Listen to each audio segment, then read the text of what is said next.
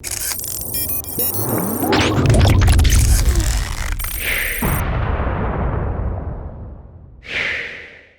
what's going on, everyone? Vega here for SerpentX Tech, and in this video, I'm going to be taking a look at one of the coins that everybody and their mom has been telling me about is the most profitable cryptocurrency to mine, even though it wasn't featured in our monthly roundup for January because it is new, thus being called spec mining, and that is Dynexcoin. So we're going to take a quick look at Dynexcoin, showing you the mining setup on Hive, and then summarizing the profitability of said coin. Now, the main website is dynexcoin.org. Dynex is the next generation platform for neuromorphic computing based on groundbreaking flexible blockchain protocol. It consists of participating proof of useful work, POUW, miners that constitute a decentralized neuromorphic supercomputing network, which is capable of performing computation at an unprecedented speed and efficiency, even exceeding quantum computing. Now, that's a bold claim. And you'll see like terms like quantum computing recently have been popping up more and more. Like I've seen that in Caspa, and now I'm seeing it in this coin as well. But Dynex has proprietary proof of useful work algorithm. Dynex Salve enables each miner to perform Dynex chip computations, and it has some stronger language than I've seen from other cryptocurrency projects. But a few of the content creators out there are very excited by this particular project. I'll leave that up to you to decide. Moving on, you have to get a wallet. They do have a wallet that you can compile. Most people are just using a mobile wallet, and some are using an exchange wallet, which I do not recommend doing. Don't mine directly to an exchange.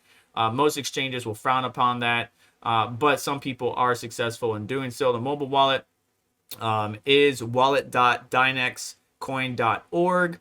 You can set up 2FA and all that good stuff. It's basic wallet. Once you get in there, send and receive, all that good stuff. Get your address, and then you're going to need to copy that and save that somewhere, as you would when you're mining any other cryptocurrency.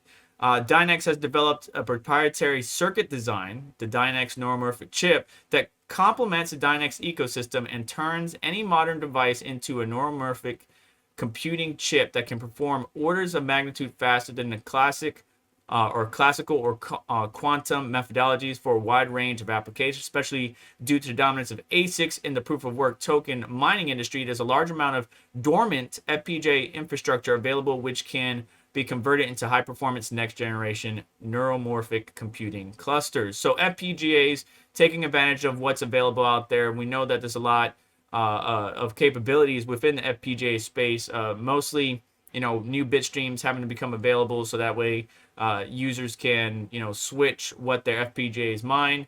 But it looks like Dynexcoin and their team are trying to take advantage of that tap into that availability or that resource to mine or help secure a network and process transactions and so on and so forth. The platform is capable of performing computations at unprecedented speeds and efficiency, even exceeding quantum computing. And they have various releases on GitHubs, and a number of our favorite content creators have created videos on it already. If you want to go ahead and check those out, just search Dynex. Now, here's the main GitHub. It's github.com/Dynexcoin/Dynex/releases. Here's where you can go ahead and compile and get the, I guess you could say, the desktop form of the wallet, but then compile it up. But then you got different releases for Ubuntu, macOS, so on and so forth. So if you want to just get straight to it, in summary, you would go to the mobile wallet, wallet.dynexcoin.org. Sorry about that. Go ahead and sign in there, create an account. You just hit create your own wallet now. And then get your wallet address, and then obviously we're going to go to miningpoolstats.stream. Miningpoolstats.stream doesn't have a lot of pools on it just yet, but it does have pools in various parts of the world. Of course, if you're in the US, you're probably looking at EKApool, which is EU, US, and Asia, and then there's a number of pools mostly in the EU or on that side of the pond. I chose EKApool, of course, and by going here and clicking Get Started, you will see that they got everything you need, right? So you can use their specific miner to mine on Windows. However, I am using Hive OS, so I'm just going to use Hive OS. So Dynex Salve for GPU NVIDIA right here, you can download. But for Hive OS, if you click on download after clicking Get Started on this particular pool page. What you're really going to need is this address right here. If I try to put this in a description, it's going to cut it off. So go to EKApool.com, click on Dynex or the token Dynex, and click on Get Started. Come down to here, click Download for Hive OS or next to it, and grab that link because you're going to need that for the wallet setup. Now, setting up your wallet, everybody knows how to do that. You would add a new wallet, choose the Dynexcoin, which is in there, or DNX, and then paste the wallet that you got from the online Dynex Wallet website. Then, of course, we're going to have to configure everything in the miner. Choose the coin, choose the wallet, set up in miner, and then we're going to have to hit custom. The drop down, choose custom. You're not going to be able to use Team Red Miner, T-Rex Miner, anything like that. NVIDIA is the only one that I know at time of filming that can mine this particular token. But I'm pretty sure more releases and updates will come. But when you hit custom and you hit configure, it's Dynex Solve. Here's the installation URL. The algorithm is going to be pre-filled for you if you chose DNX as the coin. Wallet, you just put %, WAL, %. Pool URL, you can copy and paste that from the Get Started section right here. Where's it at? There it is, starting section. And then, of course, we're going to need some other algorithms or other arguments that are going to be added to the end here, like no CPU, multi-GPU, malab dash endpoint, and all that is right here. Now, that I can put in the description. I just can't put the installation URL. You're just going to have to go to the pool itself and go get that. Now, all the pools that are on miningpoolstats.stream have a Get Started page and have the additional arguments you're going to need in order to add to your configuration. So just add that. Moving on, talking about performance, this is what we got so far with the NVIDIA system. Now, this is my main system. Not as big as the Octomonitor 12 GPU rig, but it certainly gets the job done. You're going to see the watts or the power draw very, very low. Now, this thing does draw juice. It doesn't draw as much as maybe some core intensive algorithms like Ravencoin, EKApool, something like that, ProgPal, but it does draw juice. And what's very interesting to me is that it fluctuates. And so right now you might see, for example, this 2070 is only drawing 27 watts. If I refresh 15, 20, 30 minutes, an hour from now, it might be drawing 50, 56. It just varies depending. And so it is a fluctuating algorithm, kind of like what we've seen with EKApool or maybe an X16R, X16 algorithm. And you can see here the 3080 is only sipping on 87 watts. I have no core clocks, no mem clocks. But on the Octominer one, I have different clocks. Now, let's talk about that. For example, this is manual clocks on the secondary system. Let's compare that right now. So manual clocks, right, where I have a lock core or a offset set on the core, but nothing on mem. Don't worry about mem too much with this algorithm. But you can see that the 3080 is only getting 66 mega hash, right? When I lock the core at 1700, which is where I ran some of my algorithms at, maybe more memory intensive algorithms. So that's not going to really work in this case. Take away the core, take away the mem, even took away the power limit of 230 watts. And now we're up to 75. Now I know that the 3080 can do more than this, but for some reason on my system, the GPUs aren't hitting their targets. The only one that's getting close to their target is the 3060. We're around 35 watts right now. I'm hitting 95 hash, not mega hash, not kilohash, but hash. And I've seen Rabbit Mining and a couple others get higher than that, in the hundreds or 111 hash compared to my 95. But still, I'm kind of in the ballpark. Not all GPUs are going to perform the same, even if you apply the same clocks. We learned that the hard way, and I talk about that in a number of my videos. So manual clocks, I'm getting okay. Like, for example, 2755 versus 60 now.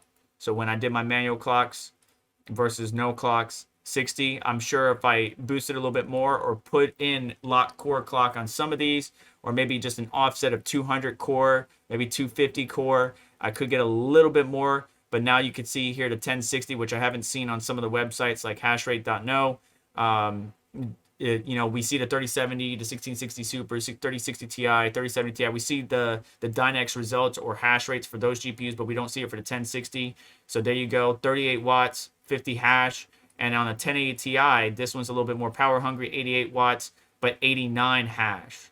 And you can see the 2080 and 2070 are kind of like on the same page, but my 2080 is kind of down on the dumps. It's been performing badly, and I need to do some repairs on that particular GPU once again.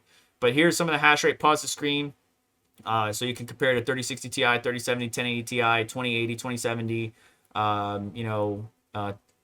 anything else that you might see on here. And then we got the 1060. We even have the A2000 on here where I'm getting 41.88 hash at 24 watts. And pause it and see which are the other hash rates for it. Now, if I compare the manual clocks to this guy here, before, the 1060 is still the same with my manual clocks. The 3070 took a jump from 53 to 62. The 1660 Super jumped up to, from 41 to 45. And the 3060 Ti, more like 53 to 63. And so on and so forth. So there is some dramatic improvement. The 3060 was sitting around 88 hash, around 99 watts. But now I got 95, around 35 watts. And that's right now, again, fluctuation and power draw will happen. If I take a short video of the power draw at the meter on my wall, you will see that it does fluctuate. Sometimes I might see 2800 watts because the Jazz miner is on there as well. And we got a minus 500 and so watts, 560 if we take off some of the unnecessary power supplies that are just chilling because the AMD rig is also being counted on there, or as far as the power supplies are, it's not really on right now. So 560 watts minus from the number, we're sitting anywhere between 28 to sometimes 2000 watts. So it can get pretty low, but it does fluctuate. So looking at the profitability, if we take off the AMD cards here and do some calculations, comparing it on some of the other coins, the most profitable coin for me would be Flux. But I'm still at negative $1.94. The next one is Xano, negative $2.86. Conflux, negative $3.11. And Ravencoin, negative $3.23. But we can use on miningpoolstats.stream the calculator. So we're sitting around 1.3 kilohash or 1,300 it's in some change, maybe like 1,288 hashes when mining Dynex on both of these systems, hashing away. That's about 37 Dynex coins a day, and that's $5 in profit, or excuse me, $5 total before counting electricity. So if we take that and then we calculate our electricity usage, which we can go by, checking out. If you just literally type in kilowatt hour kWh calculator in Google, this will be the third link down. You can go and check it out, but just use any single one. And you can see I basically averaged it out. So between 2,000 and 2,800, I went in the middle, 2,400, because again, the power does fluctuate. While it does run efficiently sometimes, there is some spikes in power draw.